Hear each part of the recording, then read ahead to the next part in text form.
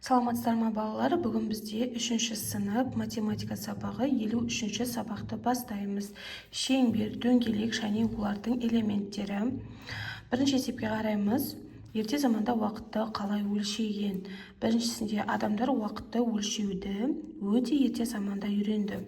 А суретіне қарасақ, суретте ертедегі су және күн сағаттары бейнеленген, яғни су және күн сағаттары. Олардың қазіргі сағаттармен қандай ұқсастығы байқауға болады? Пішіні қандай дейді. Күн сағатында мына жерде дөңгелек, қазіргі сағаттың неше түрлі пішіндері бар. Енді қазір дамыған заманда, мынау ерте заманда адамдар осындаймен сағатты өлшейтін болған.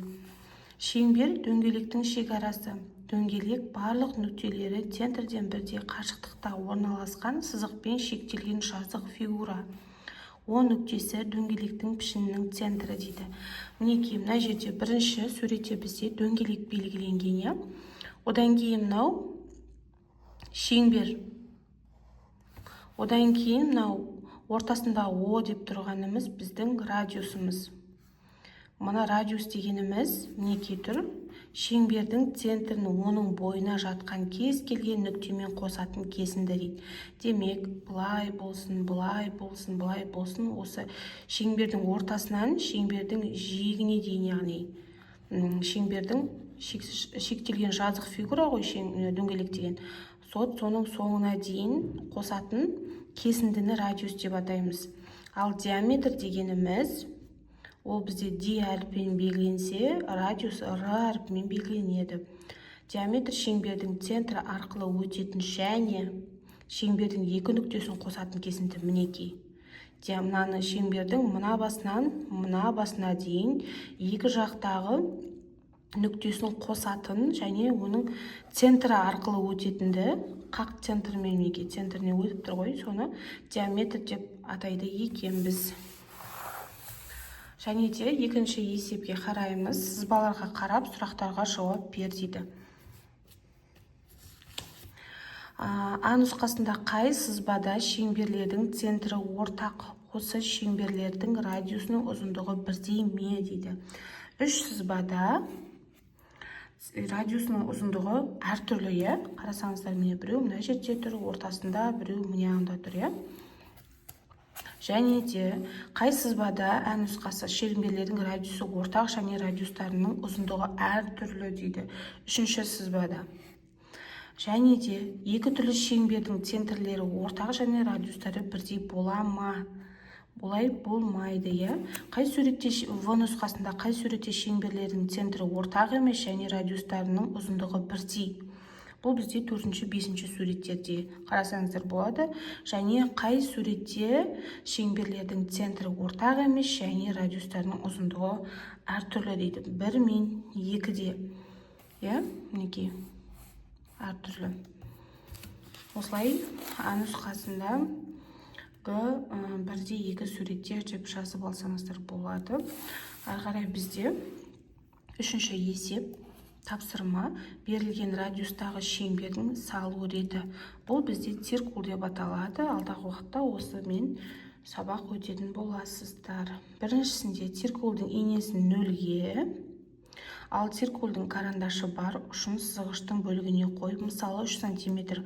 Мына жерде бір тор көзіңіз 1 см болып санамайсыз, өткені сызғышқа қойып, инесін 0-ге қоясыз да, циркульдің карандашы бар сызғыштың бөлігіне қоясыз. Дәл инені қақ ортада радиуста өлшеп, дөңгелекті айналдырып сызып шығатын боласыз. Мінекей, қолдану әдісі көрсетілген. 4-ші есепті қараймыз. А нұсқасы. Дәптеріңе циркульдің көмегімен радиусы 2 см, 3 см, 1 см болатын шеңбер сыз дейді. Және де әр шеңбердің диаметрін өлше, және де шеңбердің радиусы және оның диаметрін қанша есе кіші болатындығын анықта, қандай қорытынды шығаруға болады дейді. Бізде 2 см, 3 см, 1 см деген. 2 см мінекей радиусы, диаметр бізде 4 болады, өйткені мына жаққа дейін болса, мына жағы 2, мына жағы да 2, 4 см болады диаметрі. Мына жақта бізде радиусы 3 см сыздық. Мен теркол емес, өз қолмен сыздым, иә. Сіздер теркол пайдалансаңыздар болады. Және диаметрі бізде 6 см болады, яғни А нүктесінен Б нүктесіне дейін, шеңбердің мына басына дейін. Және 1 см болса радиусы, диаметрі 2 см болады, иә. Және де бұл нұсқасы бар. Радиусы бірдей немесе әртүрлі шеңберлерден өрнек сызып көр дейді. Радиусы бірдей немесе әртүрлі шеңберлерден. Менге радиусы бірдей, бірақ әртүрлі шеңберлерден осындай сызсақ болады екен. Бұл жерде радиусы бірдей, 2 см. Ары қарай бізде 5-ші есептерді шығар. А нұсқасы: адам тәуліктің 1/3 бөлігінде ұйықтайды, ал қалған уақытында ояу болады. Адам қанша уақыт ұйықтайды, қанша уақыт ояу болады. А нұсқасында бір тәулікте, мысалы, бізде 24 сағат бар, ұйықтайды 1/3 бөлігі, ояу болады. Осыны табуымыз қажет. Шешуі: 24-ті бөлеміз 3-ке, көбейтеміз 1-ге, яғни бөліміне бөліп, алымына көбейтеміз 8 сағат. 24-ті көбейтеміз 8-ге, 16 сағат. Жауабы сонда адам 8 сағат ұйықтайды, 16 сағат ояу болады екен. А нұсқасында бөшкеден 8 литр су алынды. Ал бөшкедегі барлық судың 1/4 бөлігін құрайды. Бөшкеде қанша литр су болған? Бастапқы қанша литр су болған табамыз. Ол үшін алынды бізде бірінші 8 литр су. Бұл бөшкедегі 1/4 8 литрдің. Демек, болғанын бастапқы суды табуымыз керек. 8-ді көбейтеміз 4-ге, бөлеміз 1-ге, 32 литр. Жауабы сонда бөшкеде бастапқыда 32 литр су болған екен. Ал 32-нің 1/4 ол бізде 8 литр, иә. Ары қарай бізде 6-шы есепте тексеруді орындайды. Демек, қосумен берілсе, азайтумен тексереміз. Азайтумен берілсе, қосумен тексеретін боламыз. 415-ті қосамыз 37-ге, 452 болады. Ал 452-ден 37-ні азайтсақ 415 болады. 525-тен қосамыз 379-ді, 931 болады. Ал 931-ден 379-ді алсақ 552 болады. 505-тен азайтамыз 317-ні, 188 болады. Енді тексеру үшін 188-ге қосамыз 317-ні, 505 болады.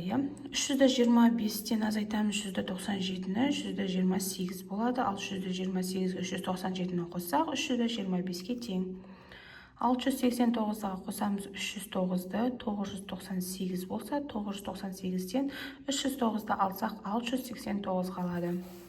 1000-нан азайтсақ 654-ті 346 болады. Ал 346-ға 654-ті қоссақ 1000 болады. 713-тен азайтамыз 237-ні, 476, 476-ға қоссақ 237-ні, 713 болады. 546-ға қосамыз 454-ті 1000 болады.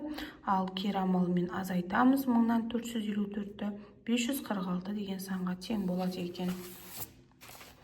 Ары қарай бізде 7-ші есеп салыстыр, 90 минут немесе 1 сағат. 90 минут немесе 1 сағат, әрине бізде 90 минут көп, өйткені 1 сағат бізде 60 минут, 1 сағатта 60 минут бар. Мен деп жазып қояйын, теңіне. Бұл жерде 90 минут деп тұр, демек 90 минут үлкен. 2 сағатта 120 минут тең, өйткені 2 сағатта 120 минут бар. 1 сағатта 60 минут болса, 2 сағатта 120 минут, 120 тең. 9 ай 1 жыл деп тұр. 1 жыл бізде үлкен, өйткені 1 жылда бізде 12 ай бар. 12 ай, мияқта 9 ай, 12 ай үлкен. 1 жылда 12 ай дейді, тең болады, екеуінде де. 2 сағат 15 минут немесе 150 минут деп тұр. 2 сағатымыз бізде 120 минут, минутқа айналдырсақ 120 минут, оған 15 минут қосамыз, 135 минут болады. Жақта 150 минут, демек 150 жағы үлкен. 50 минут және 1 сағат деп тұр. 1 сағат бізде 60 минут, мұн жақта 50, демек бізде 60 көп. Және де 1 сағат 30 минут немесе 3 сағат деп тұр. 1 сағатымыз бізде 60 минут болса, оған 30 минутты қосамыз, 90 минут, Мына жақта 3 сағатымыз, әр сағатымыз 60 минуттан 180 минут демек, 180 көп. 1 сағат 20 минутымыз, бізде 1 сағат 60 минут болса, оған 20 минут қосамыз, 80 минут болады. Ал мына жақта 120 минут, 2 сағат, 120 үлкен болады. 1 сағат 1 минут, 1 сағатымыз бізде 60, оған қосамыз 1-ді, сонда 61. Мына жақта 11 минут демек, 61 минут бізде көп. Ары қарай бізде 8-ші есеп. Барлық дөңгелектердің өлшемі бірдей, дөңгелектердің диаметрі мен радиусын тап дейді. Мына жақта бізде 4 дөңгелек берілген, барлығының өлшемі 4 см. Мына жерден 4 см, демек мынаның жартысы 2 см деген сөз. Енді диаметр мен радиусын табатын боламыз. 4-ті бөлеміз 4-ке, сонда 1 см болады. Радиусы сонда бізде мына жері 1 см. Ал диаметрі сонда оны көбейтеміз радиусқа, 2-ні көбейтеміз 1-ге 2 см. Демек жауабы радиусы 1 см, диаметрі 2 см екен. Бізде 4 дөңгелек берілген, 4 шеңбер берілген. Әр қайсыны табатын болсақ, әр қайсының радиусы 1 см, диаметрі 2 см екен. Ары қарай бізде 9-шы есеп. Тоғжан, Балжан, Маржан, Айша және Айжан қағаздан түрлі фигуралар қиды. Біреуі дөңгелекті торкөз парақтан, біреуі жолды дәптер парақтан қиды. Енді біреуі шашын торкөз парақтан, біреуі жолды дәптер парақтан қиып алды. Ал біреуі ақ қағаздан жалауды қиды. Айжан мен Балжан дөңгелек қиды дейді. Айжан мен Балжан дөңгелек қиды. Айша мен Тоғжан торкөз парақтан қиды. Тоғжан мен Маржан шашы қиды. Сонда кім не қиды? Демек, Айжан, соңғы қалған Айжан, мына жерде жолды парақтан. Ал біреуі ақ қағаздан жалау қиды деген менімше Айжан, өйткені мына жерде Тоғжан мен Маржан шашы қиып тұр. Айжан мен Тоғжан торкөзден парақтан қияды. Демек, бізде Айжан мен Балжан дөңгелек, Айша мен Тоғжан торкөз, Тоғжан мен Маржан шашы. Демек, Тоғжан торкөзден, мінекей мына жерде Тоғжан тұр ғой, торкөз. Екіншісінде Тоғжан бар, шашы. Демек, Тоғжан торкөзден шашы қиған екен. Демек, Тоғжан кетті. Енді Айшаны қарайтын болсақ, Айша дөңгелек және Айша торкөз. Демек, торкөзден дөңгелек қиған Айша. Одан кейін Айша кетті, мінекей. Одан кейін бізде Балжан. Балжан дөңгелек, жолды дәптерден дөңгелек қиған екен. Одан кейін Маржан. Маржан бізде шашыда тұр. Демек, жолды дәптерден шашы қиған екен. Ал соңғысы бізде Айжан ақ қағаздан жалауды өзі қиған екен. Осымен біздің сабағымыз аяқталды. Менің сабағыма тіркелуді ұмытпаңыздар каналыма. Келесі кездескенше аман сау болыңыздар.